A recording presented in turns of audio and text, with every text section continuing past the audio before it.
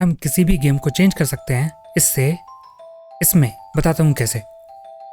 तो ईयर 2016-17 में मुझे डार्क सोल्स बिल्कुल पसंद नहीं था। सच में मुझे समझ ही नहीं आता था कि लोगों को ये पसंद कैसे आता है। पर ईयर 2020 में ये चेंज हो गया और डार्क सोल्स मेरे फेवरेट गेम्स में से एक बन गया। तो चलो बताता हूँ कि ये कैसे हुआ और कैसे ये ओनली सोल्स लाइक गेम्स के लिए नहीं बल्कि किसी भी तरह के गेम्स के ऊपर हम अप्लाई कर सकते हैं। आपने ये तो किसी से सुना ही होगा कि यार मुझे वो extremely popular video game खेलना है, तू नहीं तेरे को सब खेलते हैं, पर उसमें मजा ही नहीं आ रहा है। पता नहीं सबको ये गेम पसंद क्यों आती है। ऐसा मेरे साथ भी डार्क सोल्स को लेकर हुआ। यही नहीं, इसके जैसे ही ब्लडबोर्न, हॉलो नाइट के साथ भी। मतलब वो गेम्स जो बहुत चैलेंजिंग और पनिशिंग हो पसंद ही नहीं आते थे। मुझे भी सबकी तरह ये गेम्स एंजॉय करनी थी। मैंने बहुत रिव्यूज पढ़े, लेट्स प्ले देखे और स्पीड रन्स भी, और सभी का सेम ही रिस्पॉन्स रहता था कि ये one of the best game है, बहुत अच्छी गेम है, सभी को कम से कम एक बार तो खेलनी ही चाहिए। ऐसा लगता था कि सबको समझ में आ रही है, बस मेरे को ही पल्ले नहीं पड़ रही है। तो मुझे लगा कि इन सब से थोड़ा ब्रेक लें और इस पीयर प्रेशर को थोड़ा डिफ्लेक्ट करूं, और फिर मैंने ये डिफ्लेक्ट करने वाली गेम खेली। मैं बहुत कॉन्फिडेंट था सेकिरो को लेकर कि ओनली इसमें डिफ्लेक्ट ही तो करना है, ना अलग अलग स्टेटस की झंझट और ना वेपन चेंज। मुझे पता ही नहीं था कि मैं कितना गलत होने वाला हूँ, बट पता नहीं क्यों ये मुझे बहुत पसंद आई। इतना कि मैंने इसके पूरे चैलेंजेस कंप्लीट किए, एक एक डायलॉग ध्यान से सुना और ये मेरी फेवरेट गेम्स में से एक बन गई। अगर आप ध्यान से मेरी बातों को सुन रहे थे तो पता चल रहा होगा कि इस बात का कोई सेंस तो बन नहीं रहा, क्योंकि सेकिरो एक हार्ड गेम है और जैसा कि मैंने पहले ही बोला था कि मुझे हार्ड गेम्स पसंद नहीं है। तो सेकिरो में ऐसा क्या अलग है डार्क सोल्स या सिमिलर गेम्स से? ये बिल्कुल सिंपल है। Sekiro wants you to win और डिफिकल्टी भी स्लोली इंक्रीज होती है, कुछ एक्सेप्शन को छोड़कर।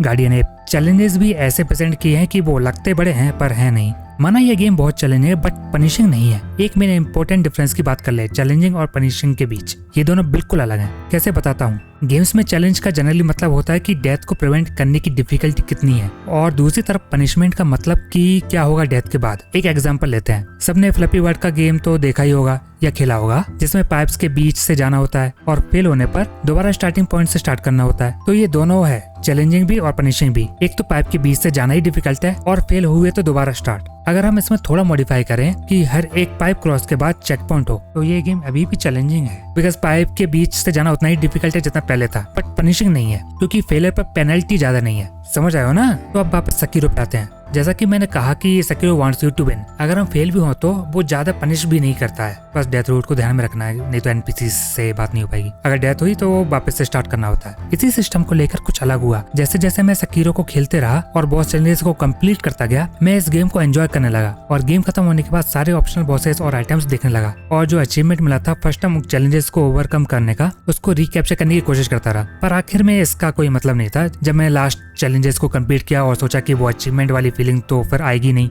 ओ हाँ, याद आया।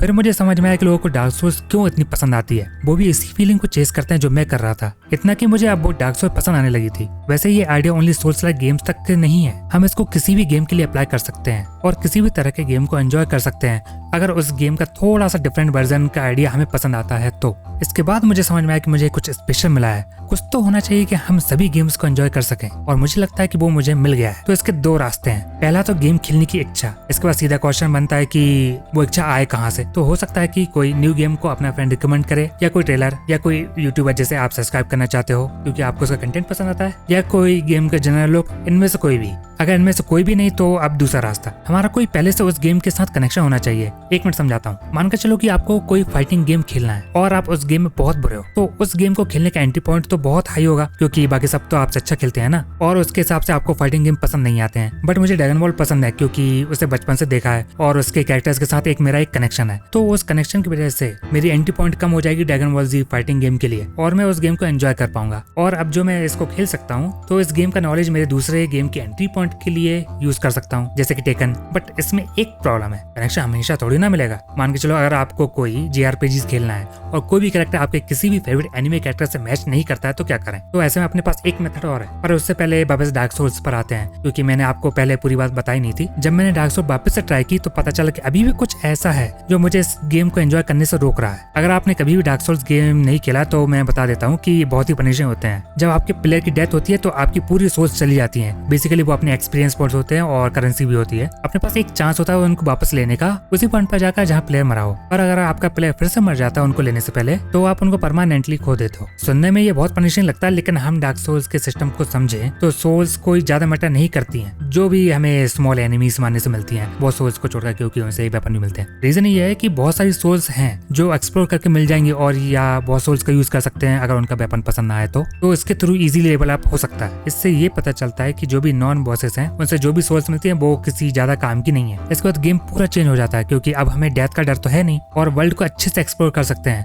और किसी भी चैलेंज को फेस कर सकते हैं जो भी गेम देता है। पर ये परफेक्ट सॉल्यूशन नहीं है। मेरा मतलब मुझे ये गेम खेलने में पता चला था और ये कोई यूजफुल इन्फॉर्मेशन तो है नहीं, बिकॉज पता नहीं गेम में क्या चीज अपना माइंडसेट चेंज करे। और अपन इसको आसानी से पता कर सकते हैं, एक तो डेवलपर्स के थ्रू जिन्होंने गेम बनाया और या तो प्लेयर्स के थ्रू जो भी उस गेम को एंजॉय करते हो। प्लेयर्स से पूछ सकते हैं या उनके बेस्ट मोमेंट देख सकते हैं कि उन्हें क्या पसंद आता है इस गेम में। और डेवलपर्स को समझना ज्यादा इजी ऑप्शन है मेरे हिसाब से। तो वापस डार्क सोल्स पे आते हैं। एक बार अपने माइंड में सोचो कि डेवलपर्स ने क्यों परमानेंट सोल्स हर जगह दी हैं। वो क्यों चाहते हैं कि हम एक्सप्लोर करें जबकि सोल्स को वापस लाना बहुत डिफिकल्ट होता है। अगर हम इस पे थोड़ा ध्यान दें तो सब क्लियर हो जाता कि जो सोल्स हमें नॉर्मल एनिमीज से मिलती हैं वो कोई मैटर नहीं करती और ये सिर्फ डार्क सोल्स के साथ ही काम नहीं करता। ये हम किसी भी गेम के साथ देख सकते हैं। जैसे हम एल्डर रिंग को ही ले लें, अगर मैं मैजिशियन से खेलूं और आप नाइट क्लास से खेलें तो दोनों का एक्सपीरियंस अलग होगा। तो इसी तरह अगर हमारे पास राइट इन्फॉर्मेशन और माइंडसेट हो तो किसी भी गेम को एंजॉय कर सकते हैं।